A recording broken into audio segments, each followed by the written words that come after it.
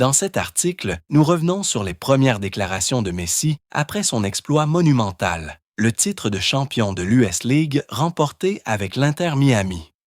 Nous évoquons également 3 scénarios palpitants pour un duel entre Messi et Ronaldo lors de la Coupe du Monde 2026, ainsi que les réflexions profondes de Pep Guardiola sur le dernier triomphe de Messi. Mais avant cela, nous voulons connaître votre avis. Partagez vos impressions dans les commentaires sur l'héritage de Messi, son impact sur la MLS et si vous aimeriez le voir participer à la Coupe du Monde 2026. Et si vous êtes un véritable passionné du plus beau sport au monde, abonnez-vous, likez et partagez. Parlons maintenant de l'homme du jour. Lionel Messi, le maestro argentin, a célébré un triomphe en soulevant le trophée de la MLS avec l'Inter Miami, un moment qui restera gravé dans l'histoire. Pour Messi, il ne s'agissait pas d'un titre comme les autres, c'était le 48e de son illustre carrière et le tout premier trophée de la MLS de l'histoire de l'Inter Miami. Une soirée riche en émotions, où la joie de la victoire se mêlait aux adieux doux amers de 2 de ses plus proches coéquipiers, Jordi Alba et Sergio Busquets. Ce n'était pas une victoire ordinaire. C'était l'apogée du parcours incroyable de Messi aux États-Unis, où il n'a pas seulement brillé, il a transformé le championnat. Après avoir mené Miami en finale de la Coupe de la Ligue et en demi-finale de la Ligue des champions de la CONCACAF, le couronnement de Messi fut la victoire en MLS, offrant ainsi le trophée ultime à un club qui n'avait jamais connu une telle gloire. Puis, ce fut le moment des adieux. Au coup de sifflet final, la joie de Messi était palpable, mais teintée d'un profond sentiment de camaraderie et de respect. Il s'est exprimé sur Instagram. « Je suis heureux de ce que nous avons accompli et pour eux, Alba et Busquets. Qu'ils terminent leur carrière ainsi est magnifique. Ils le méritent amplement pour tout ce qu'ils ont donné. Ils figurent parmi les meilleurs de l'histoire, à leurs postes respectifs. » Les mots de Messi étaient empreints d'admiration, reconnaissant l'immense carrière de ses amis et coéquipiers, des carrières qui se sont étendues sur des décennies, jalonnées de titres et de moments de génie sur la scène mondiale. Avec une gratitude indéniable, Messi a poursuivi. Ils ont eu des carrières incroyables et ont remporté de nombreux titres. Peut-être qu'en ce moment, ils ne réalisent pas ce qu'ils vivent. Quelque chose de très beau auquel ils ont consacré leur vie prend fin. Et une nouvelle vie commence. Je leur souhaite toujours le meilleur. Ce sont des amis que j'aime beaucoup. À ce moment-là, c'était clair. Il ne s'agissait pas seulement de football. Il s'agissait de liens indéfectibles, de rêves partagés et d'un héritage qui transcende le jeu. Messi est également revenu sur le parcours de l'équipe, déclarant « C'était l'un de nos objectifs à notre arrivée. Nous avons réalisé une excellente saison dans toutes les compétitions. Nous avons atteint la finale de la Coupe de la Ligue et les demi-finales de la Ligue des champions de la CONCACAF.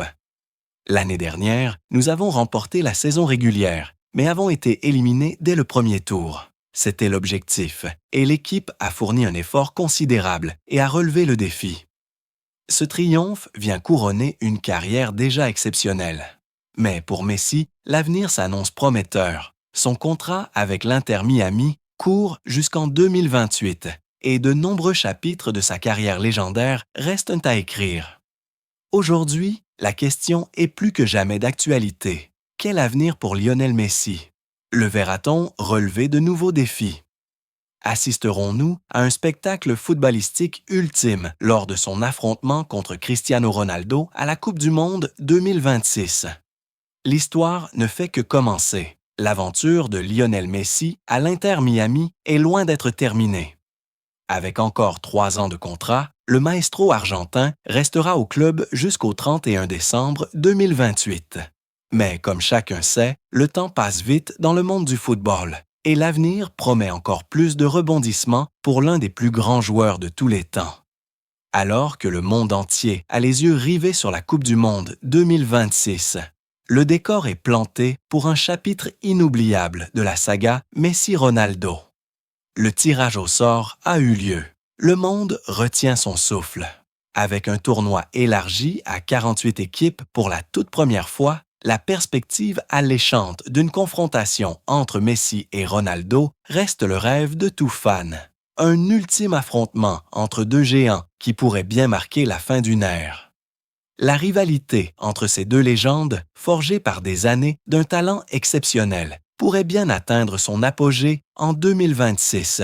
L'Argentine, emmenée par Messi, a été placée dans le groupe J aux côtés de l'Algérie, de l'Autriche et de la Jordanie. Un groupe relevé où Messi et ses hommes seront attendus au tournant. De son côté, le Portugal, sous le capitanat de Ronaldo, se retrouve dans le groupe K avec la Colombie, l'Ouzbékistan et le vainqueur des barrages Etihad intercontinentaux sur son chemin vers les phases et phases finales. Mais c'est là que ça devient vraiment fascinant. Les scénarios possibles qui pourraient amener ces deux titans du jeu à s'affronter sur la plus grande scène mondiale. Scénario 1. Un huitième de finale historique. C'est tout à fait envisageable. Si les deux équipes terminent premières de leur groupe, elles s'affronteraient le 11 juillet prochain au stade Arrowhead de Kansas City pour un match de huitième de finale explosif. Le décor serait planté pour une confrontation mémorable. Deux légendes du football, chacune repoussant les limites de son art, avec l'enjeu ultime. Scénario 2. Une demi-finale explosive. Le destin pourrait basculer si le Portugal connaît un léger faux pas en phase de groupe, terminant potentiellement deuxième ou même parmi les meilleurs troisièmes. Dans ce cas, si l'Argentine termine première de son groupe comme prévu, les deux équipes pourraient s'affronter en demi-finale le 15 juillet au Mercedes-Benz Stadium d'Atlanta. Un match d'une intensité folle, où la pression serait à son comble et où le poids de l'histoire reposerait sur leurs épaules. La tension serait insoutenable, l'enjeu plus important que jamais. Scénario 3. La finale de rêve. La plus poétique de toutes, peut-être. Et si les deux équipes s'effondraient en phase de groupe, terminant deuxième? Leur chemin se séparerait alors radicalement, avec un seul match pour les réunir, la finale. Un duel Messi-Ronaldo pour le titre suprême du football mondial, le 19 juillet dans le New Jersey. Rien que d'y penser, on en a des frissons. Un dénouement digne d'une rivalité qui a marqué toute une époque. Le monde entier a les yeux rivés sur le football, qui retient son souffle, attendant ce qui pourrait être le chapitre final de la plus grande rivalité de l'histoire du sport. Une ultime confrontation. Une dernière chance pour Messi et Ronaldo d'écrire ensemble la légende. La Coupe du Monde 2026 sera-t-elle le théâtre du plus beau récit jamais conté? L'avenir nous le dira. Après le triomphe historique de l'Inter Miami en US League, tous les regards étaient tournés vers Pep Guardiola. Dans un discours qui ressemblait moins à une interview qu'à une véritable leçon de génie footballistique, Guardiola, face à la presse, est revenu sur le dernier exploit de Lionel Messi, avoir mené l'Inter Miami à son tout premier titre de champion. Un exploit qui ajoute une nouvelle page à la légende de Messi. Et, selon ses propres termes, Guardiola n'a pas seulement parlé du titre. Il a évoqué l'influence de Messi, impact sa capacité à sublimer tout ce qui l'entoure, transformant non seulement une équipe, mais toute une ligue. Guardiola marqua une pause, pesant ses mots, avant de déclarer « Chaque fois que je lis que Lionel Messi a remporté un nouveau titre, j'ai l'impression de replonger dans mes premières années, quand je le regardais jouer tous les jours. Je pensais m'être habitué à son jeu. Mais en réalité, Messi est une œuvre ouverte, dont l'esprit ne peut refermer les pages facilement. » Il ajoutait un nouveau titre à sa collection, son 47e, et Guardiola ne se contentait pas de compter les chiffres.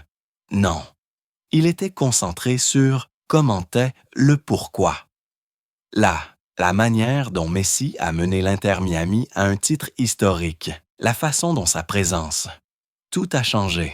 La voix de Guardiola s'est faite plus grave, empreinte d'admiration. Ce n'est pas qu'une simple victoire, c'est une déclaration. L'impact de Messi transcende tout lieu et toute époque. Partout où il va, le jeu s'élève, la philosophie change, le rythme se modifie. De Barcelone à Paris et maintenant en Amérique. Messi est une lumière qui révèle la forme de tout ce qui l'entoure. Puis, Guardiola a entrepris de retracer la carrière européenne de Messi, chaque moment étant abordé avec respect. 10 titres de champion d'Espagne. 10 certaines pourrait négliger ce chiffre, mais Guardiola en connaît toute la portée. Remporter un championnat une fois exige une saison entière de sacrifices, de courage et de détermination. Le remporter 10 fois, c'est la marque d'un joueur qui a passé beaucoup de temps au plus haut niveau, au pour année. Et ce n'est pas tout. 7 Coupes du Roi, 8 Supercoupes d'Espagne, 4 Ligues des Champions, 3 Coupes du Monde des clubs, 3 Supercoupes d'Europe. Guardiola se pencha en avant, la voix empreinte de souvenirs. Je sais comment il vivait ses matchs. Je sais comment il faisait la différence quand la pression devenait insoutenable. Quand on entrait sur le terrain pour un match de Ligue des Champions, il n'y avait rien à dire. On le savait tous, il était là. Et avec lui, on savait que le match n'avait pas encore commencé. Guardiola ne se contentait pas d'énumérer des statistiques. Il racontait une histoire de grandeur. Il existe un texte qui affirme que Messi est le joueur le plus titré de l'histoire du football. Et oui, c'est vrai, mais je crois que cela va bien au-delà. Les titres, ce ne sont que des résultats. Messi, lui, est bien plus que cela. Phénomène. Il est l'essence même de ce qui rend le football plus grand, plus beau, plus humain. La voix de Guardiola s'adoucit un instant, comme subjuguée par la stature immense de l'homme qu'il décrivait. Un joueur dont la simple présence suffit à faire taire la foule, non pas par incompréhension, mais par conviction. Sentir. Puis vint le chapitre américain. L'arrivée de Messi en MLS n'était pas un simple changement de continent, c'était une révolution. Guardiola se remémorait ce moment, la voix empreinte de conviction. Ce que Messi a accompli avec l'Inter Miami est tout aussi impressionnant que ce qu'il a fait en Europe. En réalité, cela donne une nouvelle dimension à sa carrière. Il aurait pu prendre sa retraite au sommet. Il aurait pu se reposer sur ses lauriers. Mais au lieu de cela, il a choisi de se lancer un nouveau défi. Il a choisi un championnat qui avait besoin d'être mis en lumière. Et maintenant, la MLS est un sujet d'actualité mondiale, non seulement grâce à un nouveau projet, mais aussi grâce à la présence de Messi. Messi est l'homme qui remplit les stades 2 heures avant le coup d'envoi. L'homme qui permet aux chaînes de télévision de diffuser la MLS dans des régions qui n'avaient jamais vu ce sport. L'homme qui fait porter aux enfants le maillot rose de l'Inter Miami à l'école. Guardiola marqua une pause, plongé dans ses pensées. Les compétitions ont besoin de symboles, et la Ligue américaine en a trouvé un auquel elle ne s'attendait pas. Messi n'a pas simplement rejoint une équipe, il l'a transformée. Il a pris une équipe en quête d'identité et en a fait une championne. Une équipe qui sait ce que signifie avoir le ballon, gagner, être compétitive. Cet impact ne se mesure pas aux chiffres. Il se mesure à ce que les yeux voient, à ce que le cœur ressent et à la façon dont un joueur peut changer toute une culture.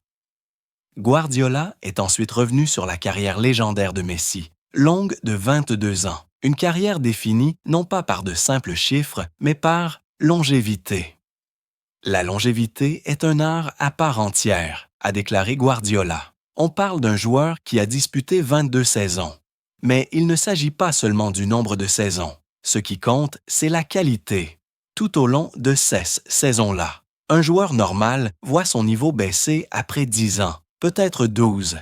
Mais Messi, il joue toujours comme s'il touchait le ballon pour la première fois.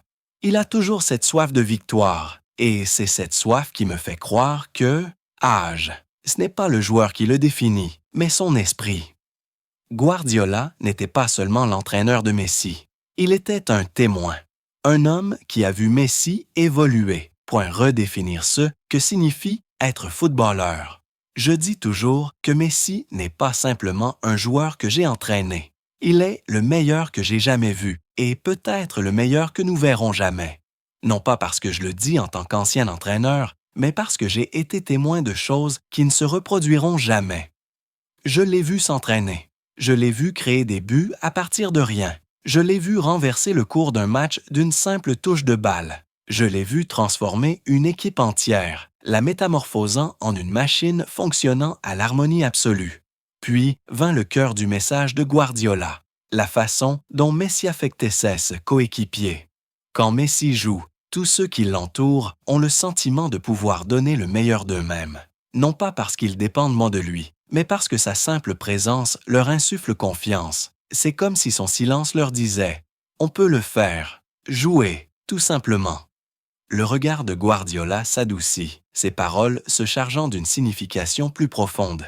Même les jeunes joueurs de l'Inter Miami grandiront en disant « On a joué avec Messi ». Ils se souviendront de ce moment. Un mot, un sourire, un bref conseil, et cela les façonnera pour devenir de meilleurs joueurs. Son influence ne se limite pas au présent. Elle résonne encore pendant une décennie après son départ. Puis vint la déclaration finale, décisive. Guardiola leva la main comme pour désigner une vérité essentielle.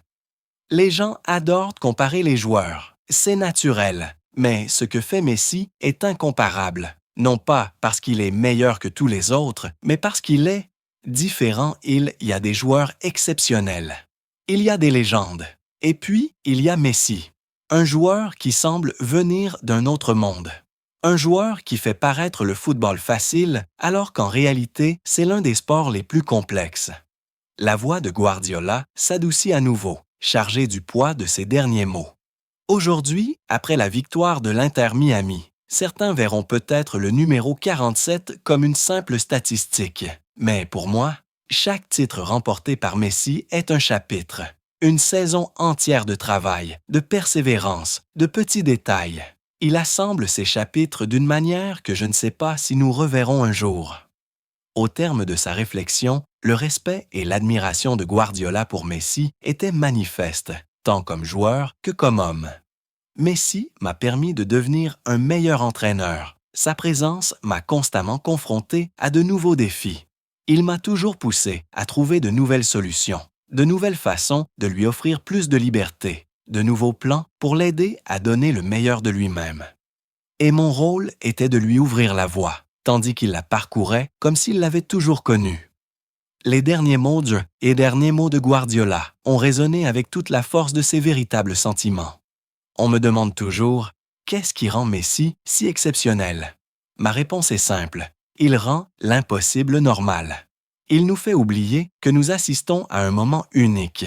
C'est pourquoi, quand Messi remporte un nouveau titre, je ne suis pas surpris. Je suis simplement reconnaissant d'avoir vécu à une époque où Messi joue.